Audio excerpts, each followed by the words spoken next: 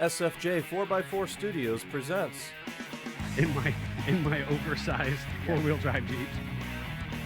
a Jeep podcast starring industry experts. Pure monosity. What? Say that again. With mad scientist Scott Brown, Use my drill press as a sort of lathe. our host Neil Simpson, If one light goes out, they all go out. filled with shenanigans. We are really professional with Jeeps. This is I Speak Jeep. Good morning, afternoon, evening, wherever, however you are joining us. This is the I Speak Jeep podcast episode double nickel 55, my favorite number in all the wild world. Oh boy. I should have a big celebration just because it is my favorite. Does that number. mean you can't drive it? Can't drive 55? Yeah. Dude, you just made an old good man pull. joke. I You did. You just made an old man joke. Yep. I don't, it's that could be like its own category. Like there's dad jokes and then there's old man jokes. Well, that's what I do. Oh, That's what I bring to the table. It's you bring a lot of things to the table. Who Yeah. are you? I haven't. You threw old man jokes in. I and did. I totally just upset the apple cart. You there. did upset the apple cart. This is the I Speak Jeep podcast sponsored by SFJ4x4.com. My name is Neil with said Simpson Family Jeeps, and you are, sir, Mad scientist Scott Brown the maddest scientist. / auto body welder metal guy. You are developing skills beyond just the average, the average enthusiast, wild imagination. Meh. People are following and really enjoying your intricate metalworking. It's by necessary requirement. Well, I mean, necessity is the mother of all ingenuity. Yes. Right. So, I mean, you have this classic hot rod, and obviously you need to work on it, and you can't. That's challenging. You got a rusty, thing that you're. Yeah. pushing Everybody into the keeps shape saying, of a "Oh, your hot rod." car's in such good shape." Yeah, it's in the eye of the beholder, right? Brad saying, "Good morning, fellas. Love the sweater, Neil." Thanks, Brad. We really appreciate you. Yeah. I'm being rocking here. the Santa. Yeah, it says "Don't Stop Believing," which is also a great song. Don't stop Oh God. believing. Who sings that? Journey. Journey. They should sing it. We got jokes and kicks this morning. Those of you who are listening, joining us in your ear holes, we truly support or appreciate your support of our podcast. Since you can't see us, we are adorned in our Christmas spirit. I've got this rockin' little dino a Christmas T-Rex. sweater. A T-Rex is a dinosaur. It's a dino. Jeeposaurus. It's a Jeeposaurus. Jeeposaurus. So is it a picture of Scott's in his pajamas? Totally right. So I thought Scott got to dress up as a dinosaur for Halloween. So Oh, good tie-in. I'm bringing the heat, and I'm Yes. going to wear a Christmas dinosaur sweater. Oh, geez. Yeah. Just Dave, for you. Dave is saying, "Morning, guys." Good morning, Dave and company in your office there that I know you turn us on, so we appreciate being with you guys this morning. And then Scott is in his normal OD something. Yes. In his It's hat. required. And then he's got the appropriate "Don't Stop Believing" Santa Claus shirt. Yes. Get to wear it twice a year. Nice. Nice. Of course you do. So, and if this is your first time joining us, whether it be, on Facebook Live or YouTube or on your favorite streaming platform, thank you for being part of this. This is the third installment of the 12 Days of Jeepmas. Yes. We'll be, The singing best for you version later. now. The We've tortured Neil long enough. Oh my God! And we're about to torture you. Yes, So make sure the you whole stay. thing. Oh, Make don't, sure don't you worry. stay- There's music this time. Oh, That's what I was saying. We torched him long enough, and there may or may not be pictures now. stay tuned long enough, and if you are inclined to watch the picture portion and Scott fumble through his cue cards, Yeah, we might give up halfway through. No, there Neil's is not no giving up. retreat. There is. Have you met me? There is no retreat. I don't give up. I'm No. unbreakable. But if this is your first time, make sure you go find us on live or on YouTube.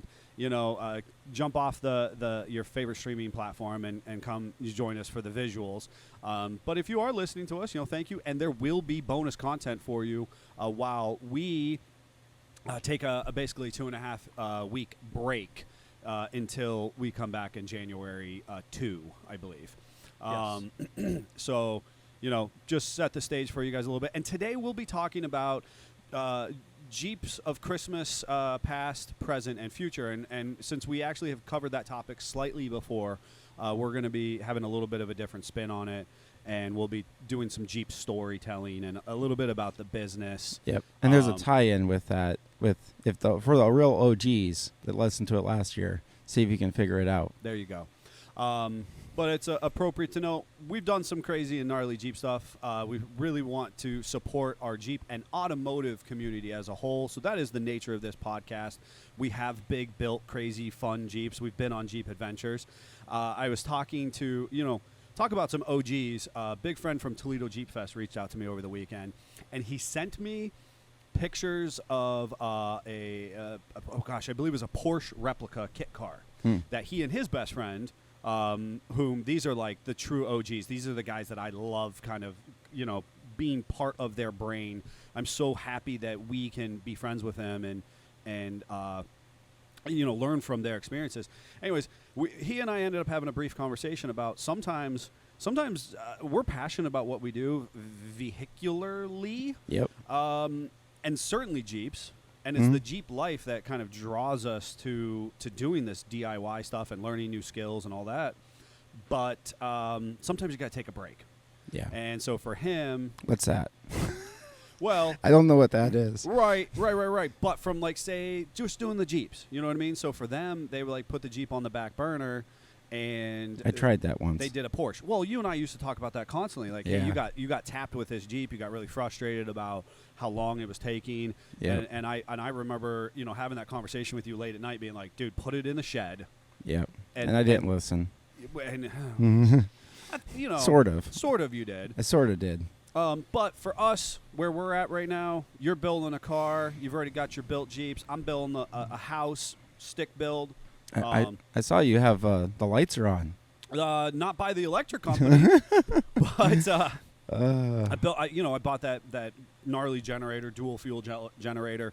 I've got it all plumbed and kind of in position, and then we just have an extension cord running electricity into the house. But of course, it's 36 degrees out, and we're kind of happily working on this house at this point. And we got windows going in, and continuing the sealing it up. Continuing the sealing it up and starting to get some of our interior utilities kind of ran. We're still in this gray area, so it's an oversized storage unit-ish. Sort of. By definition. So, I had a really productive weekend with that. And I also managed to be a dance dad. So if you're on my own personal social media and you're kind of following along, I was totally that dad, down in the bowels of the dance hall. Poor kids. Yeah, totally. No. He was up on stage doing the ballerina stuff. I would do that in a heartbeat if my daughter asked me. I know you would. And only because my daughter asked me. A good dad would. Well, and only because if my daughter asked me. Unfortunately, she's not. But I'm down there, throwing tights we'll on her. No.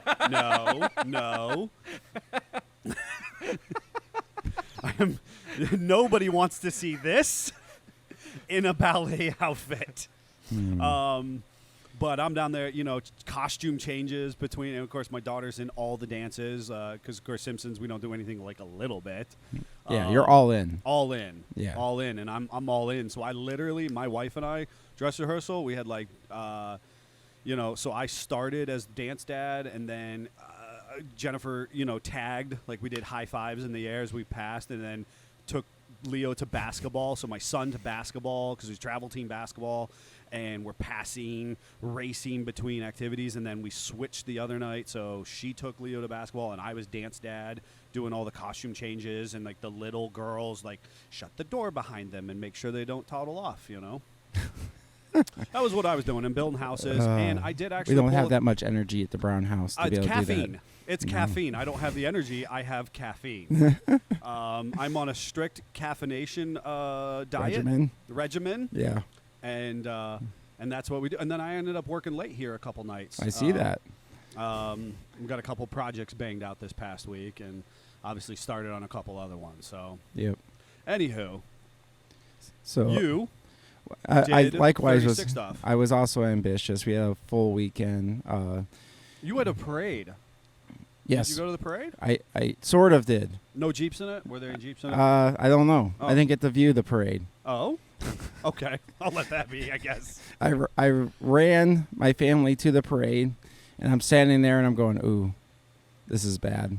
There's no bathrooms, and I need a bathroom. Oh, my God, old man. And I'm- I can't and I'm- believe we're actually... And I'm slightly picky on my bathroom choices, Oh, my God. so I ended up running home and missed the entirety of the parade.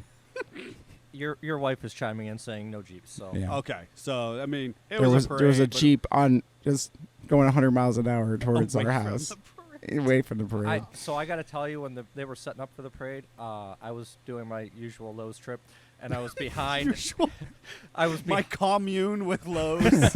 I was behind a float, and I almost just followed it right in. I'm like, course I you did. should just follow this into the I parade should and see just if be in anybody the notices. parade. And once again, you know, if this is your first time encountering us, we love a parade. We got a parade video out on YouTube right now. Big shout out to the Savage for doing some quality filming and editing. You're gonna want to go check that out. So if you're listening to us in your ear holes, head over there at YouTube, find that parade video, be part of our family and our Christmas celebration. We do Jeep parades like crazy here in town. Yep. Um, So anyway, I get back to and obviously, wait, your parade was out of town. It was at in that Ashtabula. Ashtabula, your hometown. Yeah. So Right down the street. I'm getting out of our house, and my wife calls me and says, "Hey, where are you at?" We're all meeting at Grandma's. Okay, so they carpool with Oh, boy. Grandma and other family that's there, and get to Grandma's. I go to Grandma's, and then after that, the kids go with her mom, and we go home and move a car. We push it out of the garage, turn it Who? around, and Who? put it back in the Who? garage. Me and my wife. She's a saint. She is. Good for her. So then Saturday we had a full day here, and then a club event afterwards, and then that pretty much shot that day all Right, in. right. And then I went ahead and cut out the floor on the other side of the car, and that's where I'm currently at. So Nice. made a Nice. big hole again, and trying to figure out my way out of the hole. Where did you cut the hole at? The whole pasture side floor is gone at this point. Why? Because there were lots of rust holes. If you're following me on Instagram, you'll see why. I posted pictures. Oh man! So make sure you're It was following lots him of on holes. Instagram. 1936 Ford Crazy, right? Yep. And there are shirts available. There are, There are shirts available. and a for really that. cool blue that the Um, car might end up that color, maybe. Nice, nice. And if you're on again my social media at all, you might let's talk about Blue. You might see that Blue has left its resting place Yes, at one of my houses in Meadville. and now it's in the pause place. It's in a pause place. It's in a position, but it is it's closer to its Yeah. home. I was looking it over, going, oh man, how much I miss wheeling this old rusty, Yes, well-running hunk of junk. was. Don't do that to me. Don't do that. That's what Old happens when Jeeps- you push an old Jeep out in the pasture again, Old Jeeps never die. and then it was like, oh, okay, I need more attention now. Well, that's the truth, man. Yeah, they get Um, needy. That is the truth. So, as promised, this is Jeepmas, but we're going to be talking about kind of the Jeeps of Christmas, Ghost of Christmas Past, present, and future. And so we're going to be sharing with you some of our Jeep stories regarding, regarding how the business originated, Mm-hmm. some of what we've done, and how we've gotten to where we're at, and where are we? Uh-oh. What? Uh-oh. I thought we were going to be. Oh, folks, this is happening. Oh, the Grinch is in the studio with us. No, don't take that. That's not yours. That's not yours, Mr. That's not okay. What are you talking about, Neil? The Grinch. Oh, he's wrecking the studio. He's stealing an invisible piece. Oh, he's stealing pieces of our studio. No. That's not okay. The Grinch is on set and is stealing.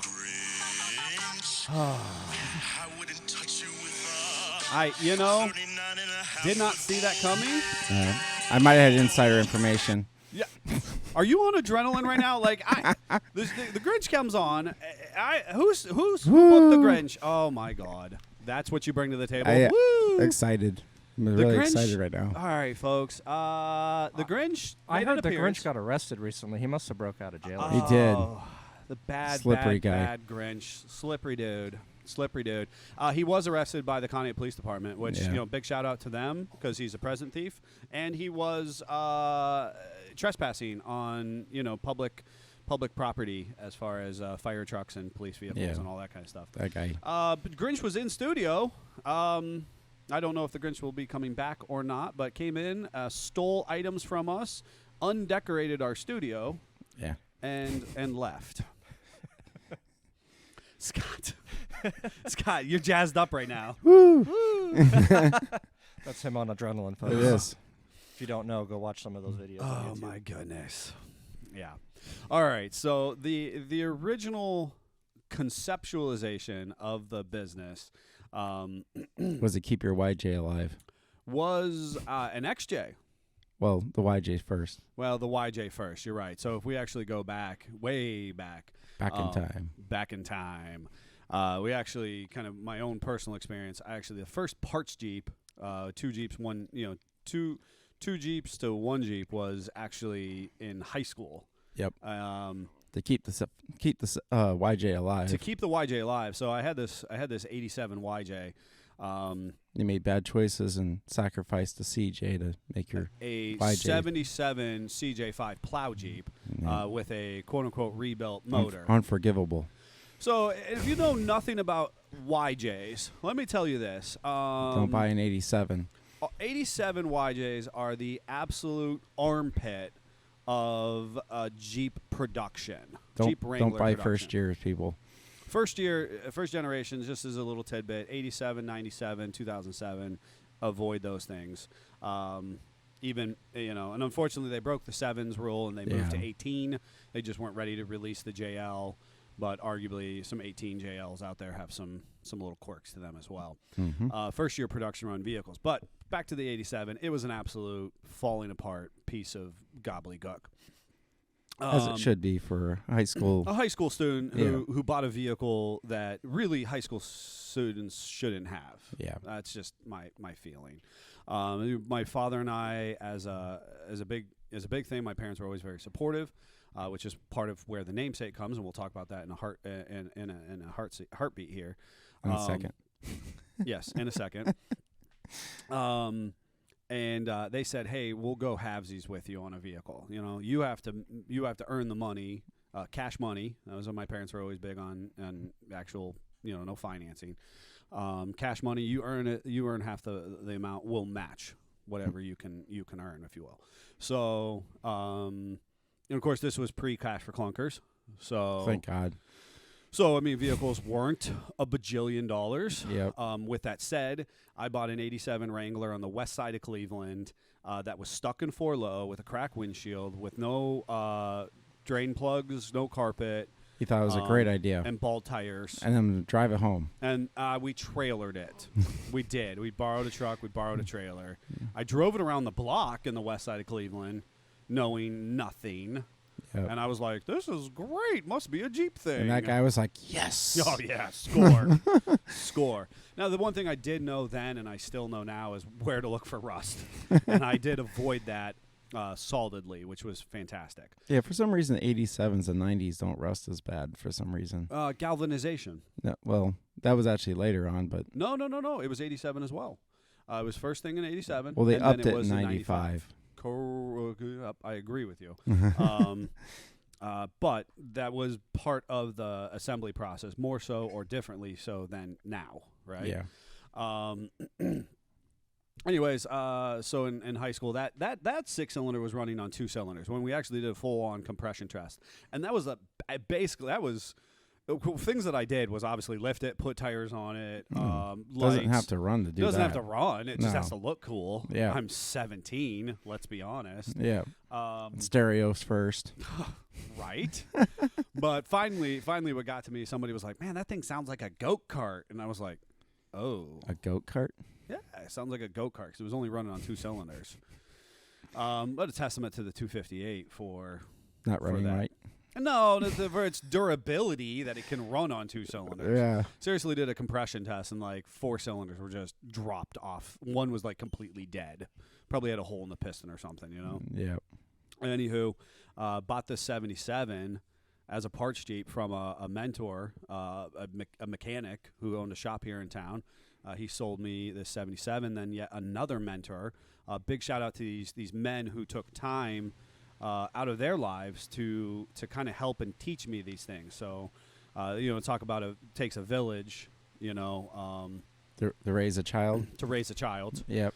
It takes even more to raise a Neil or Simpson. But these guys really helped me get to where I was at. And I bought this Jeep and I ripped the heart out of it and shoved it into my 87 and learned so much about bracketry and the differences and the good, the bad, what you should do when you're doing a motor swap. And What the you cool- shouldn't do when you do a motor swap. what you shouldn't do. Man, I just wish I had some of those parts off that 77.5 because that would have Right. been a gem. Yep. And, honestly, as kind of a payment to the one guy who actually helped me do the physical swap itself, he scrapped it. So at that point in time, scrap actually was worth something. Yeah. So he made some, cash in his pocket for helping me. Yep. And I didn't know any better. I just wanted the engine at the time. Yep. But that's an important kind of segue. We get a question all the time, and people ask or they hear the name Simpson Family Jeeps. We're all adopted. And so as you should be, Yes. which is funny because you, of all people, have actually received mail Yes. to your house Made me official. as Scott Simpson, right? Which I think is fantastic. But you are, of course, a Brown. Somewhere up the family tree, I think we probably Yeah. are related. Yeah, supposedly. Supposedly, way, but not in the real world. You Yeah. know what I mean? Like we don't actually practice it. We didn't know each other before '06 per se. Yep. And as far as the general conceptualization of the business, people ask about the name, and they think for some reason they think we're a dealership. Yep. Nope. Not a dealership. I'm not sure, other than the fact that oftentimes you get. I don't know. You know what I mean? Like, do dealerships have family? I mean, Family I've- Auto Group or something? You know what I mean? Like, I've not seen one. why people oftentimes get that. Most of them are, honestly, they don't necessarily always say family in the name, but they always say like Humes Chrysler Jeep or Or Griffin, or Cunningham's they use a yeah. name in that Yeah, sense. I see where you're going with that, Jeff. So you're saying like the proper name gives way to assuming that it's dealership related. correct. Greg Sweet Chevrolet here in town or Yep. something to that effect. Whereas your aftermarket brands, businesses, but if you look at, I feel like Hawley, I mean, Gale Banks is an aftermarket, and that's just his name, you know. Hawley was just a family name. Simpson Racing was not us, but, Yeah. Simpson family, that was their racing. So for me, it's very normal to see a proper name used as an official business title that's not a dealership. The other piece that we get often is this idea that it's potentially generational, right? And that maybe, a generation born in the early 1900s, so the 20s, 40s, 50s, actually started the business. But no, alas, it was just a 21-year-old. Didn't know any better.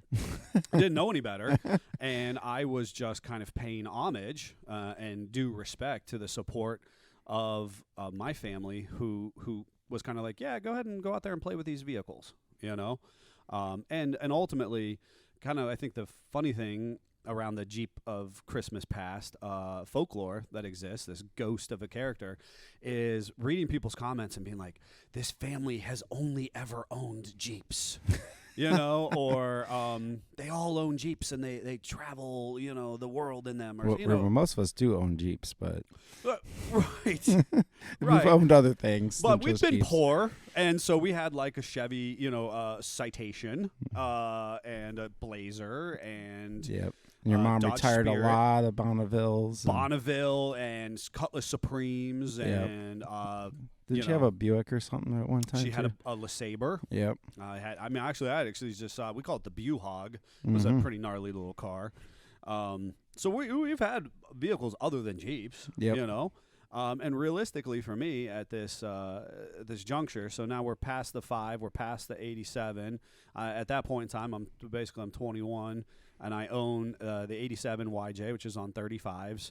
No 4-wheel drive, because who needs that when you're when you're That's 20. what the 35s are for. That's what the 35s are for. And lights and you know, there's a great picture out there with like leopard print interior because, you know, why not? And at the time then I bought an XJ, which was my wheeler. And well, drive. it wasn't supposed to be. It was supposed to be your daily. It was, and then it turned into a wheeler and a camper. Because that's what young people do. That's what we do. Yeah. So I have it's- both of those. this I don't is know if sensible? I don't know No. if it's young people because, I mean, I bought mine as a daily and a wheeler at the same time. Touche. The Italian Stallion, Jeff on the production side popping in saying he also makes bad choices, is what I hear. Yes. So, I mean, we're talking cornfields back in the Dub J oh yeah, in high school. yeah, totally. You know. So we have these experiences, right?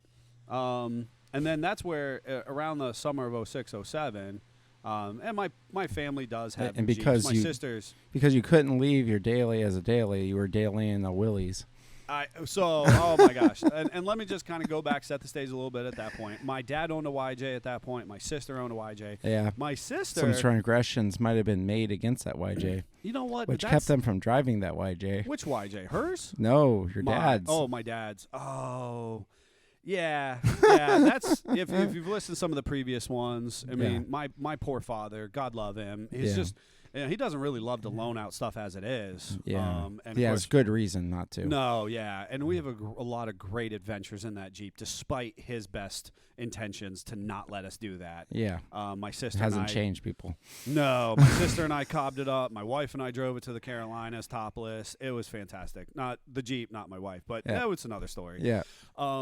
I just want to point out, I think the Grinch scared away all of our listeners because Right? we haven't had It's any so comments quiet. since. It's all right. You know, They're- maybe they just don't know what to really- do. They're enthralled. They're enthralled. You know. Yeah. Um, All the adrenaline.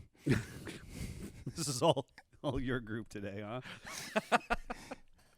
So we have this. You know, we have this Jeep experience, and we do travel, and then we do go to family events. We do other stuff. Honestly, the real piece here, folks, is that my sister was actually a more proficient, competitive off-roader at this point in time in the early 2000s, late 90s, early 2000s.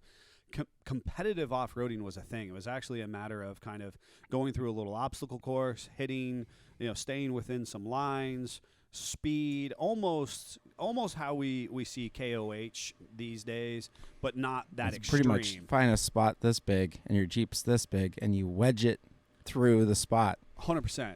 Yeah. And that's what my sister was doing at the time. And In a TJ. No, she was in a YJ. Oh, did she do that with the YJ? Her first one was a YJ. It was locked. Well, I knew lunchbox she was her boxers. first one. I didn't realize she was competitively. Oh yeah, doing that was with what her. I mean, that's really what her reputation. And she has that really cute book out, folks. So if you're looking for that last minute Christmas gift, we have that that Jeep family book. It's great for kids. But that's actually what gives life to that experience. Is the fact that my sister is a competitive off-roader in that 87 YJ. And of course, at that time, she was on 31s, 33s, which were huge. If you weren't Neil. Well, right, 'cause if you're not first, I remember you're last, smashing the fender on my XJ, trying to put 31s on it right? with a hammer, as my dad shook his head. He was not He supportive. was not supportive. He did not like it. So we did get a comment finally. Chuck is dealing with some year-end stuff, and he asked us to proceed, gentlemen, as we are the calming voices in the background. Oh, we're here for that. I like to hear that we're the calming voices. You see, in I'm his- very in his excited, head. Chuck. Yeah, that in his head, we are his guiding conscious at the he's moment. he's wheeled with us. He knows the only calm one in the group is Scott. That's true. So Jeff gets excited. So does Neil. Yeah. I have reckless abandon is where the problem is. I'm still invincible. Like you're supposed to grow out of that. And, No, you don't. No. So here's the thing. So ultimately, I'm trying to repair this 89 XJ at the point in the early 2000s. Which is already on 35s. It is totally. So I have the YJ, I have the XJ, and since made my daily my off-roader, now I am dailying a 48 Willys. Yes. Which are some pictures of just me wheeling that at some points in time during the business. It is also the flagship iconic vehicle that if you look at our old school logo, Yep. that The OG. is the OG logo is that 48 Willys that will eventually ride again. Yep. Poor dad. Poor dad. He, family always gets put on the back burner, unfortunately, right? Yeah. But ultimately, the business, we meet in the early 2000s. Yep. At the and car show. At a car show, which we've talked about before. If you missed that part, you want to go back and find it. I think I took my 82 Concorde. Not cool car Not there. cool, but you were at a car show with it because that's where you were. Yep. Old man Brown. Dude, you were literally like 21, 22 in an 82 Concorde in 2006. Four-door. At a car show. Yeah. I think I just threw up in my mouth a little bit. Was daily in it and taking it to college. Yep. It's a 25-year-old. Of course, I can't speak now because now a 25-year-old vehicle is like 2003, and it was well past Why that. you gotta go there? I know. Oh gosh, TJs are historic. TJs are historic. Yeah. Long story short, it starts as a hobby business. If you did not know about Simpson Family Jeeps, it starts basically. I need some parts. I've already parted out one Jeep. I've already made two into one. With the support of friends and family and mentors and the community and all that kind of stuff.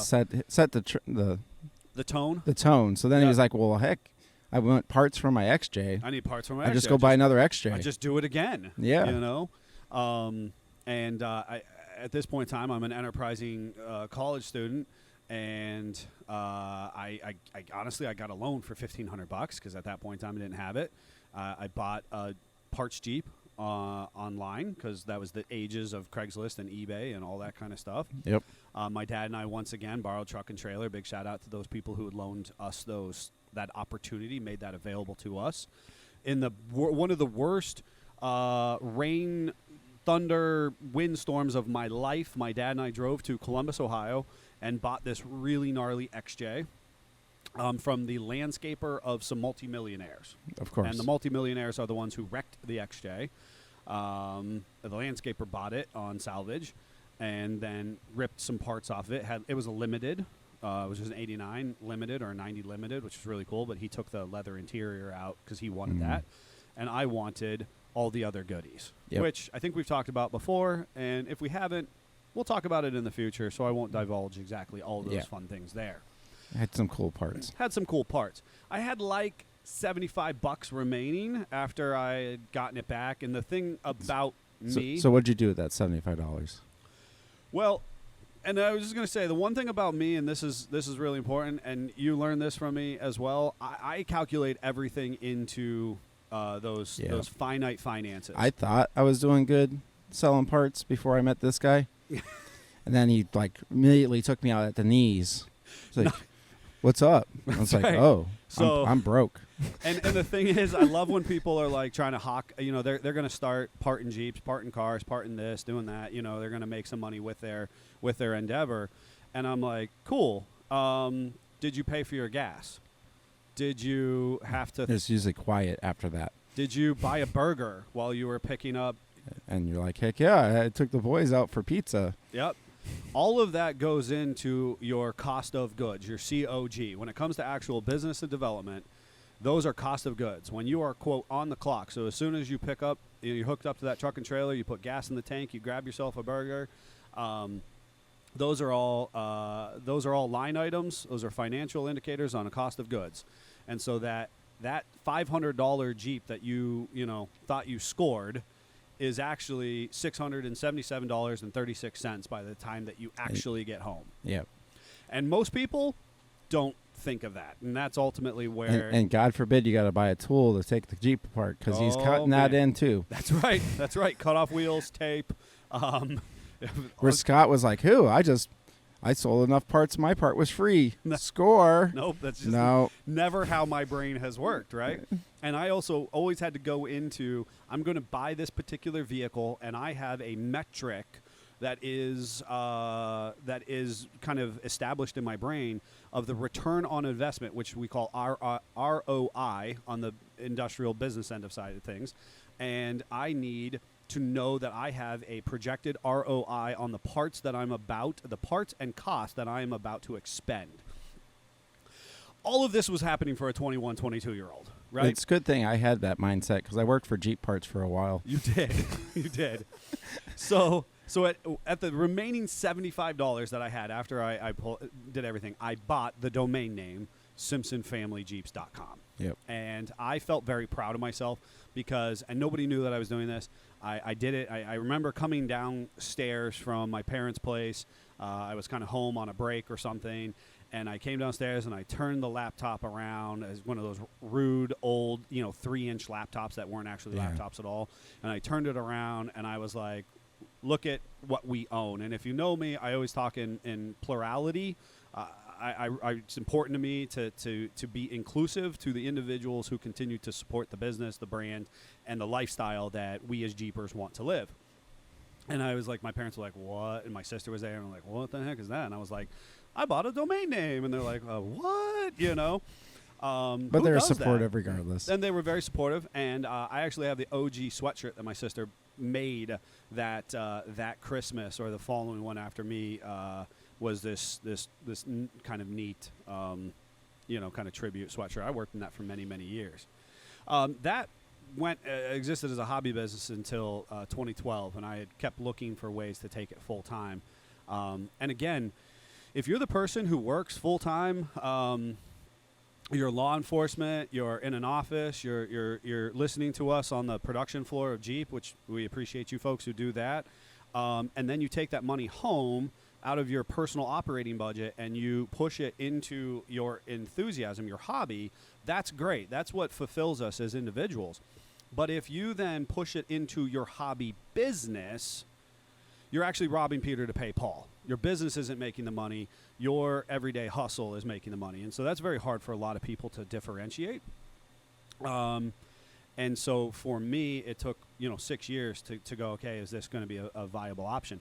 Thank God that he intervened and he got me fired. He didn't get me fired. I got myself fired. But God opened one door and closed one door and another opens. And so went full time. And that's ultimately where my cousin was already working with me part-time, and you were already doing some loose part-time stuff. Yep. Come down, hang out, part of Jeep out in his garage.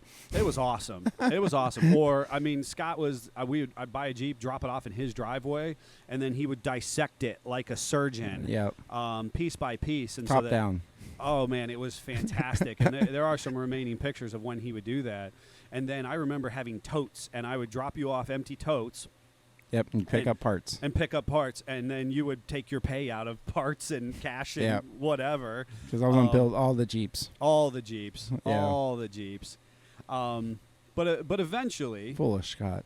we'll skip forward just a smidgy bit and kind of pan into what people see as we lead into what people see now. And, of course, the original concept was for us to sell used parts at shows. So I always had the line, we're going to go where the Jeepers are.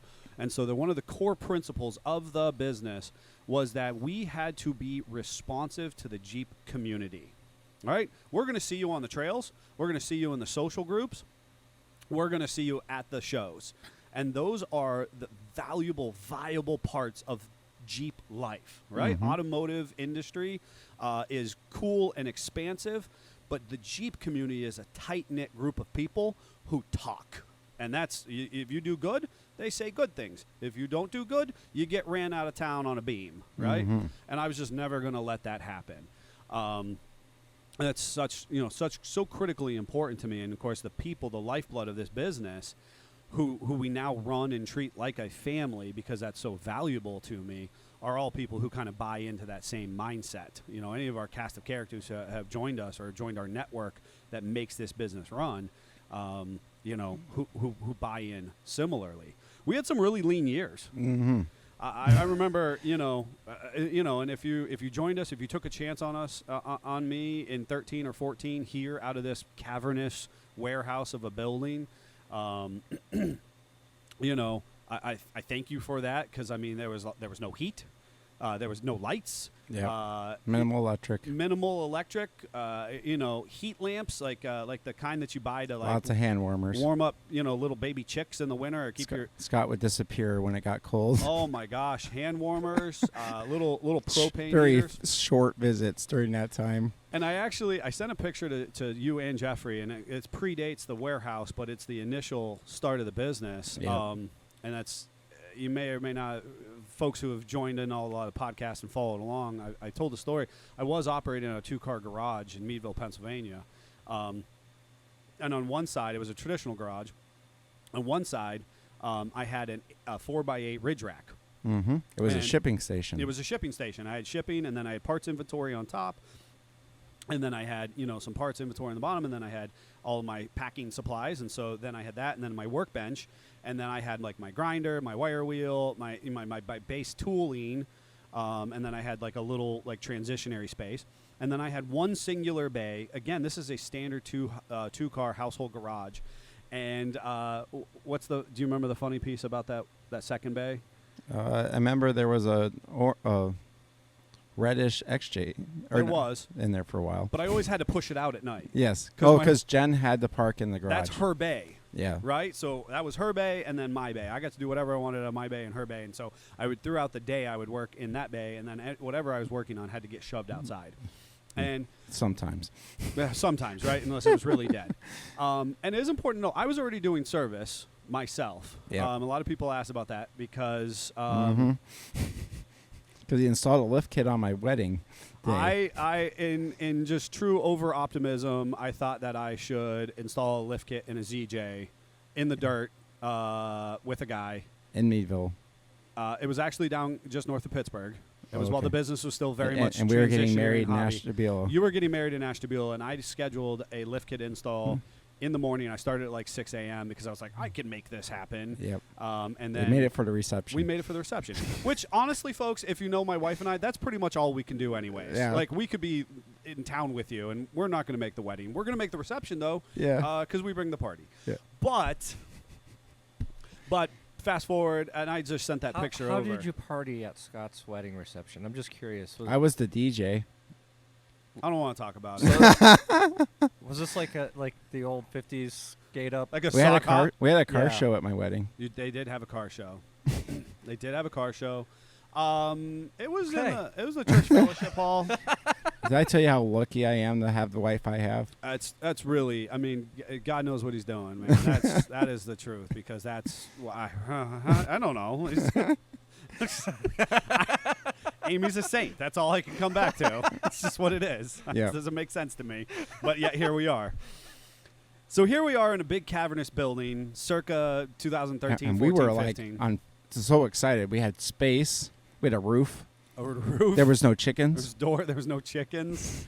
That's another story That's for another story time. For another time, folks. There was no chickens. I didn't have to like walk away and be like, "Oh, sorry, the guys at the shop are really loud." The chickens are squawking in the background, and we had a lot of lean years after that. Yeah. It's very expensive, but the thing I always tell people is that I believe in I believe that the American spirit is still very much alive. And the bootstrap experience, and so many people feel very crippled, especially more around the holidays when there just seems to be a lot of these extrinsic pressures, and I get that, especially the late nights, the coldness, stuff starts to kind of seep in. It's very challenging, but I refuse to believe that the American dream was dead. Yeah. You know, and that a person who had no startup money, who really had, I always told people I had no business doing what I was doing. My parents were teachers. My grandparents were teachers and factory workers. It did not come from money. They did not start the business. This is really a story about, I genuinely believe, about the authentic nature of the American spirit, not just mine, but the people who then said, hey, I see what you're doing, and I want to be part of it. Yep. And that's obviously yourself and Derek and Greg in certainly those earliest years, and then customers who took chances on us and said, I understand I could go to the big conglomerate to the west or the south, but I like what you have going on here. And that is so valuable to startup businesses. Which then, allows us to continue to plow back into the business, to transition into a better, more formal product. And we did some really crazy cool builds.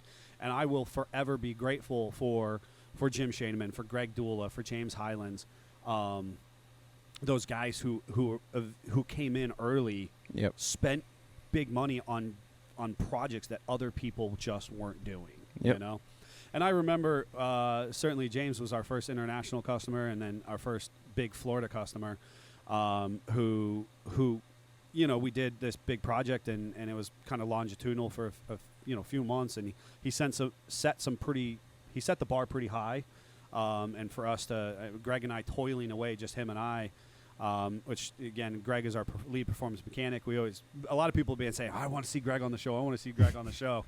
He'll be on. We'll make him. He won't be happy about it. He won't be happy about it, but he'll be on. That Greg and I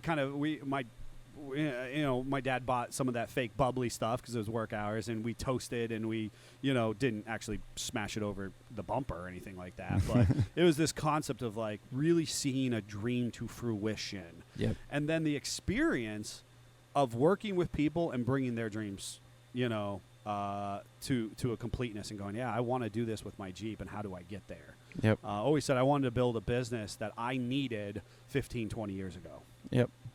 So where are we at now, Scott? What are your thoughts on where we're at now as the Jeep business of Christmas present? So I really think in a nutshell, it was really cool. We have a customer picked up over the weekend, and somebody that's been with us for a long time.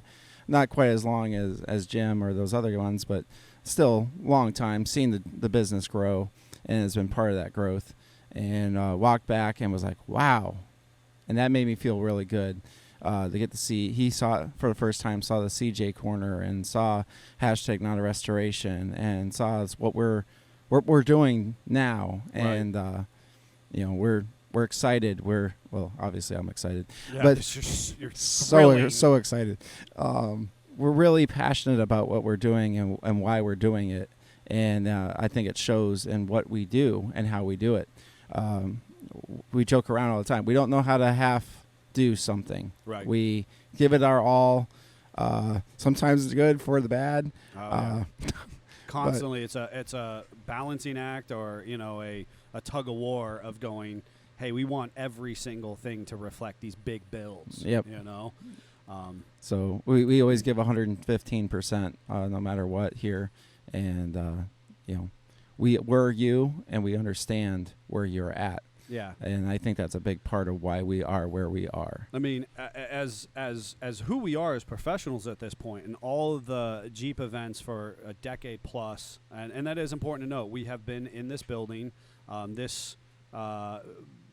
business is now 10 years old full time, but obviously 16, 17 years in conceptualization. We go all the way back to that moment that I walked down the stairs and I was like, look at my domain name for our family, we're going to support the Jeep world. That at this juncture, coming up, we will be 10 years in this building. Yep. This July, right? And in that time, we have upgraded our electricity. We obviously have. We've done everything. We installed all the lifts. So people walk in. You know what? I'm really proud of this, and so I'm going to make sure that I say it. I do in person, so why not just say it? Here, everything you're going to see is cash money. There was no big investments. There was no big backer. There was nobody from out of town money that came in, threw a bunch of money at it, whether it worked, whether it's, sink or swam. They didn't care. All of this was just plowed back in from the good deeds of the business. And then when the guys had a little extra, jingle in their pocket, they put LEDs in the air. They bought more, precision tools. They helped buy some inventory. They bought, Built computers, some Jeeps. build some Jeeps. Yep. And so, so we're a highly solvent business. Now, sometimes that's an income limiter because we're not pursuing big investment monies to trim up the curb appeal or, pave the pocket, the parking lot. Ken is chiming in. Time for an indoor bathroom. So we'll talk about that We here see in a you. hot second. We see you, Ken. We feel you very much so. Every day we feel you. We feel a lot of things every day. But so what's happening as we speak? One of the cool things that you're going to come in the next, if you're in the next, 4, 5, 6 weeks, we're actually doing a full insulation project in the ceiling. So this is a 5,000 square foot facility. We are basically an expanse of 60 by 80. So, and then, a peaked roof from there. We're doing a full deep insulation of the entire ceiling, which is a pretty darn big endeavor. If you're aware. As far as people who are asking about indoor plumbing, and the reality of that is the case, right? We need a public and personal use bathroom. People are always incredulous. They're like, you don't have a bathroom? Like, yeah, hey, man, McDonald's is over there, Circle K, my parents, Greg doesn't live far away. Mm-hmm. Scott just likes to drive home like an old man. I'm very whatever. picky on my bathrooms. So like you Which adapt means and our overcome. bathroom here will be on point. On point. So you know what? Just be open. The permits have been pulled. The bathroom's going to happen. Yep. Honestly, the world has just been on fire, and so the actual functional application of getting somebody to dig the trench, to tap the line, the city's on board, the local municipality that oversees the sewer, they get it. They know what we're working towards. And right now, the goal is to become more efficient and more functional within our current skin. But a lot of people go, man, you guys are kind of Running out of room. going out of room, Yeah. and that is true, right? And that is true, and so those things always have to be considered, and that's kind of as we move towards the kind of the ghosts of Jeepmas future. Again, the physical installation of the bathroom, kind of the growth factor of the business. Right now, we function out of roughly 6 kind of primary work spaces. We have 3 bays or workspaces to the north, 2 in the CJ corner at minimum, and then we have the main bay. How many Jeeps do you think at the most you've stuffed in this building Oh, before? God. Let's see. 1, 2, 3, I actually know. 5, 6. I think At it's least 10. I think 13. it's 11. I was going to say 11. So 11 is physical full Jeeps. We can stack 4 down the center aisle. We can stack 3 in the 13 is not comfortable. 13 was not comfortable. And honestly, Scott and I grew up in really interesting homesteads, great supportive families. But Was they climbing had a lot involved? they had a lot of stuff, right? And so we were actually able. We're not scared of it. At that point in time, I remember Scott forcing stuff in. And it's important to note that 13 is a trick because 1 or 2 of them might have been frames and parts. But 11 was accurate as far as full physical vehicles because he had them stuffed under lifts and all that kind of thing. I make stuff happen if I have to. I remember we were counting the MB38 that is up on the wall. Right. That's right there. Well, It's the right frame- there. the It's frame's- actually starting The to- frame's right in front of us, but the body is up on the wall. That's Yeah. true. That's true. So where we're at currently functioning, we've got a fantastic team, and I encourage you, please stop into our showroom, right? So we were pushing the showroom up to COVID, and we were trying to bring in retail inventory that assisted the DIYer.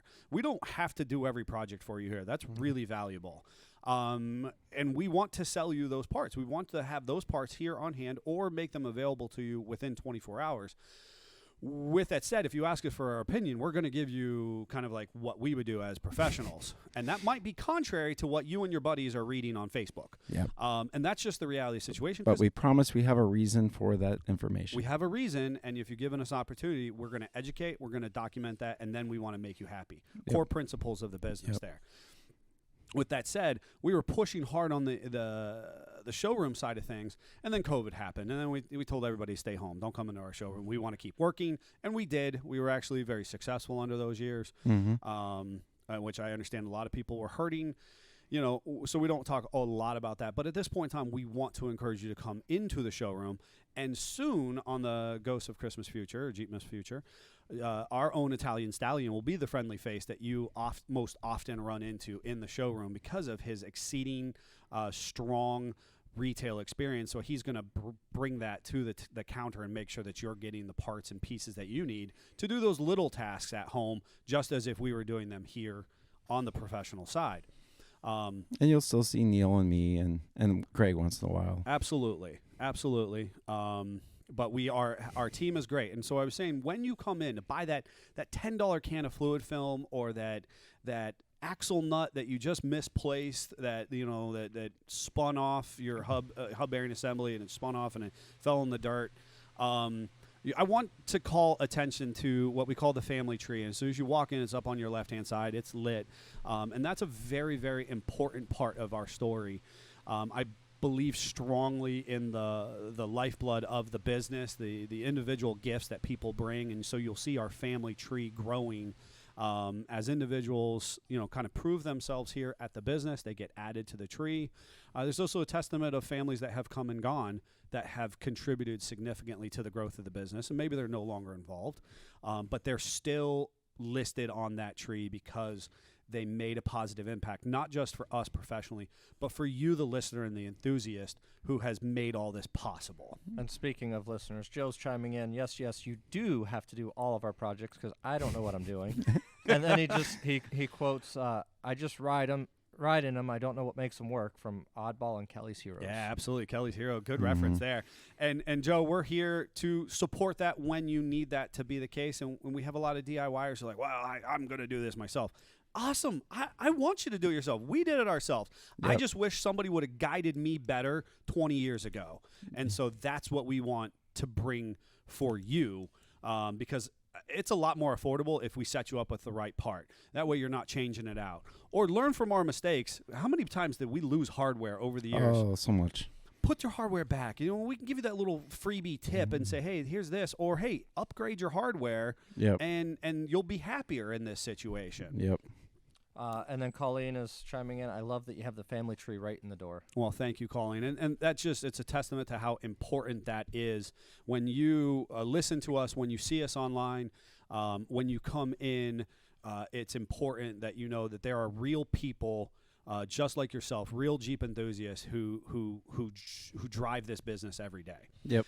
And that's what is going to be, it's a foundational principle. That's currently what exists, and that's what will drive this business forward in the future. We've got cool projects. We might be adding more lifts. Obviously, we're doing the big insulation. We're doing the bathroom. The website has never looked better. The studio may look a little different when you join us again in 2023. But the same great content. So I hope that you share it with your friends and your family and new Jeepers, people that can get invested in the Jeep life, because really that's what we are doing this for, right? Yep. That's why we explain and try to really bring you into the business. And, people come in all the time, well, nobody explained this to me or nobody did that for me. I will sit down and draw pictures with you to help you understand. Our doodles are terrible. He will bring you in and put you on the marker board right inside our shop. It happened this Saturday. Perfect. I love it. It was arts and crafts for like 20 minutes with the customer explaining the differences. Yes, because it's important for you to understand, even if you're not going to do the job or you're not going to be part of that process, you should have at least the opportunity to understand what's going on with your vehicle. And from an ownership level, That's so critically valuable to me. That's one of the things people oftentimes, oh, well, Neil talks too much, or, set your egg timer, because I actually do have a kitchen timer oftentimes that will try and keep me Gets task really oriented. enthralled. Speaking of, Joe's going to bring us crayons, so I'm here for it. Do it, Joe. There will be an egg timer for Neil on the crayon. Make sure we have lots of green I was crayons. totally coloring at the dance recital with the like the little girls like in the reindeer and their tutus. I was right in there, flannel and faux hawk and all that kind of goofy stuff, and I'm just coloring away at Christmas coloring cards. I get it. I'm here for that too.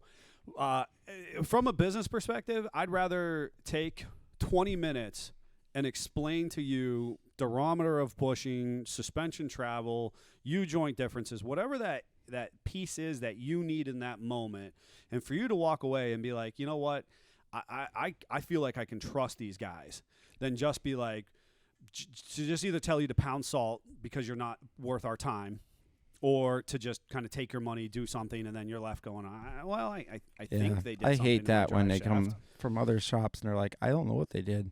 Yeah, I don't know what they did. And Colleen was in recently. She's now saying, OMG, you guys are amazing about making sure the customer understands. I left feeling so much smarter. Awesome. Awesome. Thank you for that. We did our feedback. job then. That's right. Then we did our job. But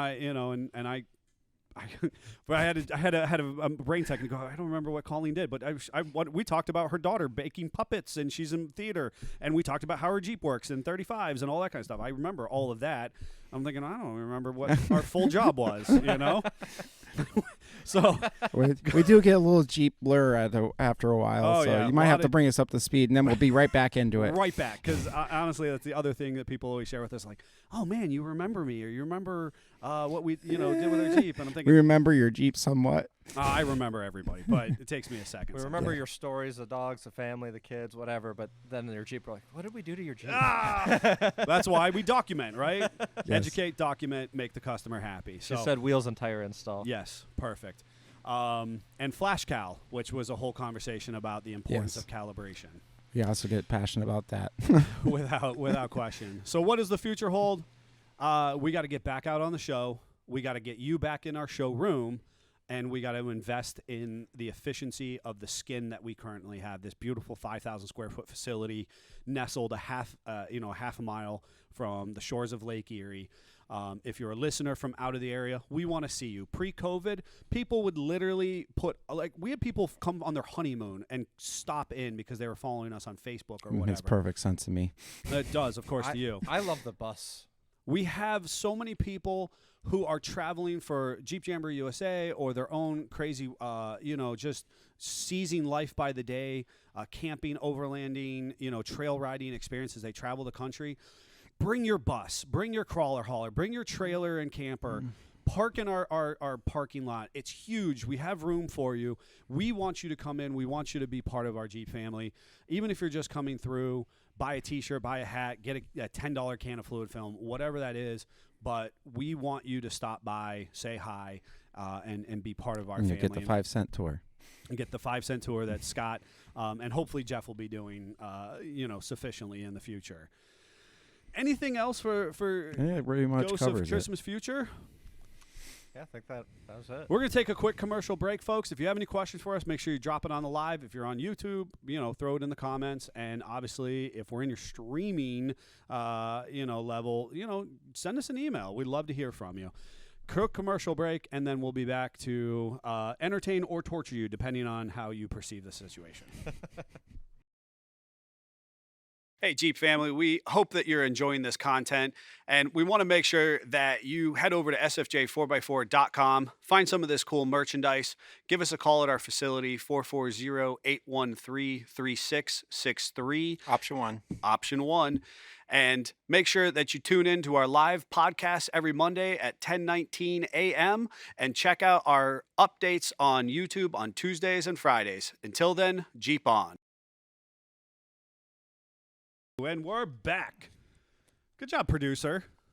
Yeah, you just came back as you said it. Okay, all right. You had to give the mics a second. Oh, we had to give the mics a second. I mean, I was like, all of a sudden, I'm looking at my goofy sweater, and I was like, oh, who's that dude? Oh, yeah. All right. I'm really excited for this. You got to make sure. You got to make sure they're up because our camera. See, last year you can't see that. There you go. We did a test. Those listening in, Scott's doing a test, putting up his cue cards. There is a puke green Jeepster, which trying to kick me. That's puke green. Puke green. That's I terrible. thought that was Neil. called spring green. Terrible. Scott, Neil. did you mislead me? Did you tell Terrible, me wrong? Neil. It hurts me right here. Hold on, You know what? You know who's a really successful club on the social media sites? Blue Jeep Crew. Yeah. You know who I don't hear much of? Green Jeeps. Green Jeep Crew. Because we're all excited. So fitting. So fitting. It is. And That's there- why my Jeep's called Oscar. Yep. I do have music for you, so if you would like, I can start the music for you. I don't think anybody else would like to hear it either, personally. But you were complaining about acapella last time. I- Which, by That's the way, I true. don't know if you noticed, but I may have used Pentatonics acapella The Grinch for that when the Grinch entered the scene earlier. So I don't know if you've heard of Pentatonics, but they're an amazing acapella group. He did not. I did not notice. We like your little tie-ins, though, Jeff. Yes, that is what makes this darn business. I am stunned because I love his darn. These are the little details, the stuff that you bring to the wiring, the stuff he brings to the production. I'm in awe every day of these men that and women who make this company what it is. God, that's so fun. I guess I'm we're here for the music, Jeff. Just put him out of his misery. Why is it so loud? What is this? This sounds like the start of Ghostbusters. You're not singing. Oh, is this supposed to? Is that was supposed to go? I was like, I thought it was Ghostbusters. No, it wasn't Ghostbusters. It was He a he had one cinematic job. transition. We're going to start that over. Chuck says not every Jeep can be yellow, only the best. And wow. Joe Brilla has chimed in. Green Jeeps roll. So I think there's some friendly competition on colors. We're eventually going to have a poll of Color colors. off. You're getting that whole cinematic transition again, so you're ready So to sing this time? that wasn't a whole cinematic transition. I was expecting the Stay Puft Marshmallow Man to enter the studio Nope. next. Nope. It was loud and scratchy, and I thought It was fine in my headphones.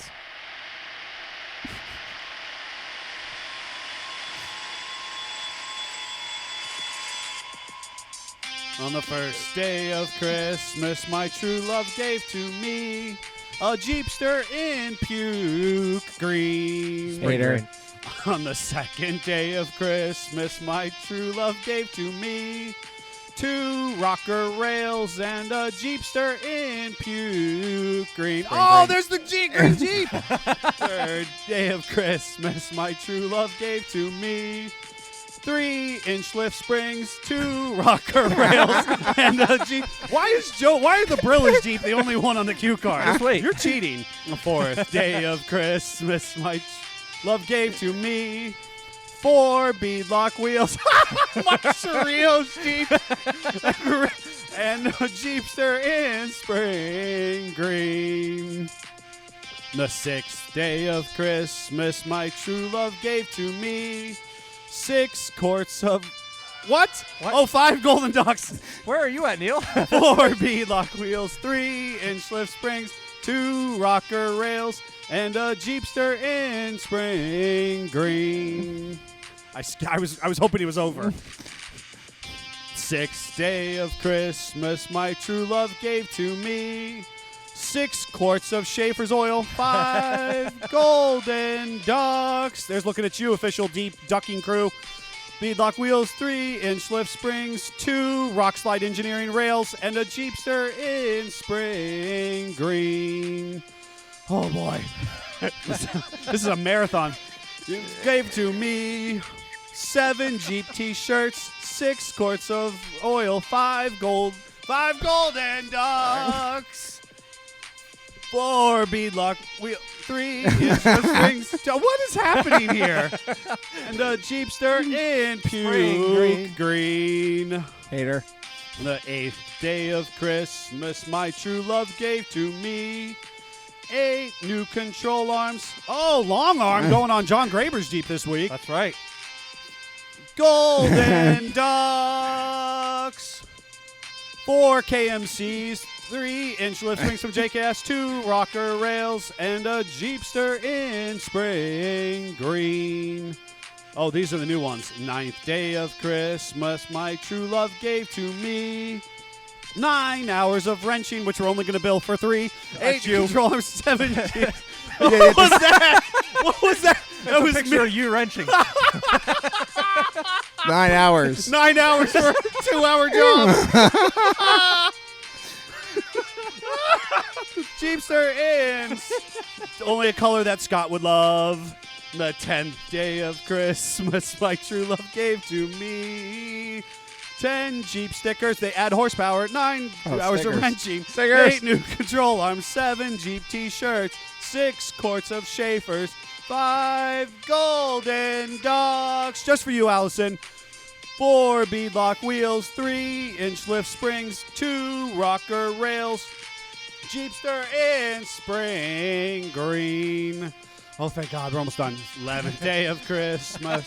True love gave to me. 11 rocks for climbing. 10 Jeep stickers for articulation. 9 hours of wrenching. 8 new control arms from IRO or JKS. 7 Jeep t-shirts. 6 quarts of oil. 5 golden ducks. 4 beadlock wheels, 3-inch lift springs, 2 rocker rails, and a Jeepster in spring green. 12th day of Christmas. My true love gave to me 12 Jeep podcast episodes, 11 rocks for climbing, 10 Jeep stickers, 9 hours wrenching. Scott, why have you not doing this?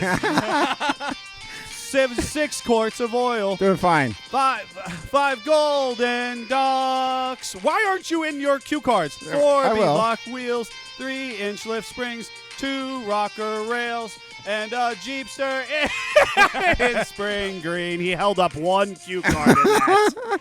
2. The 12th and the 1st. My favorite one. That was like a marathon. What was the 12th? What was 12? Because you didn't even have it up there. I For did too. Oh, Yeah, it's Jeep Podcast, and it's a picture of our podcast. Oh, killing it. And I Speak Jeep podcast.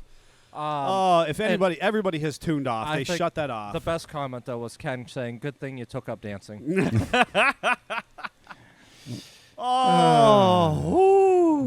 All right, folks. And, Joe commented the fact that his Jeep got shown twice because it's so awesome. They're all awesome. Jeep family, from sincerely from ours to yours, we wish you a safe, happy holiday season. If you are listening to us on your streaming platform, you're going to have some bonus content coming to you. If you're on Facebook Live or YouTube, make sure you head over there and enjoy some of that yourself. We thank you so much for making this such a wildly successful podcast. If you are on my personal social media, you will see that we are ranking within the top 25% of all podcasts. That's crazy. Yep. We thank you so much for that experience and for giving us that reward. Happy holidays, Merry Christmas, Happy New Year. We will see you January 2nd. Please, in the meantime, reach out to us if you need anything. Come into our showroom. Be part of our family. We're open to that within the Jeep and Auto community. Until then, our Jeep family, happy holidays and Jeep on. Happy holidays.